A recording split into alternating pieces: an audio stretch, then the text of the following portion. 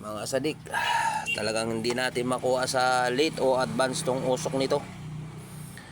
Itong mahirap sa remedyo. Pinaremedyo lang ng may-ari yung cylinder head, yung valve seat nya, valve guide kumakalog, kailangan ng palitan. Medyo mga talim na yung mga balbula, kaya siguro hindi mawala ang usok nito at panginginig nya.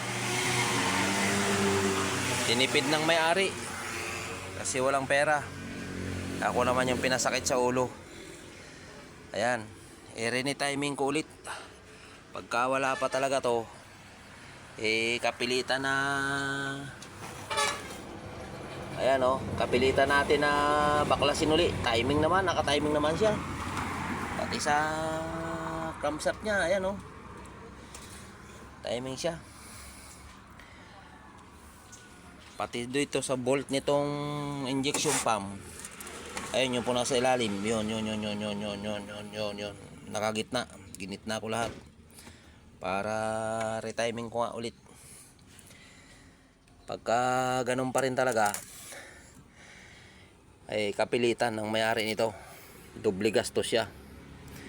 Kasi ang mangyayari nito, back job sa akin, ako naman ang kawawa.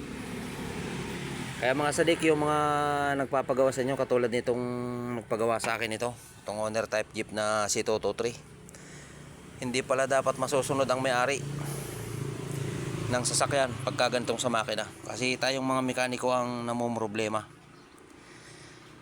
sa may mga sira na remedyo, nagtitipid, tapos sa atin ang back job. Kaya sa magpapagawang mga ganito,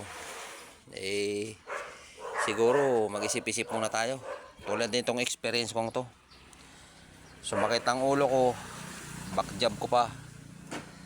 Kaya gagawan ko na rin ng paraan to at niretiming ko nga. Pagka hindi talaga, kapilitan ng may-ari ng magpapalit ng valve seat saka valve guide. Thank you for watching, sadik. At pakipalo na lang and share para yung mga kasama nating mekaniko makuha din sa ganito. Nakuha ng may-ari na sila magdidesisyon na remedyo ang gawin sa kanilang sasakyan. Sige mga sadik, pakipalo na lang at share. Thank you for watching.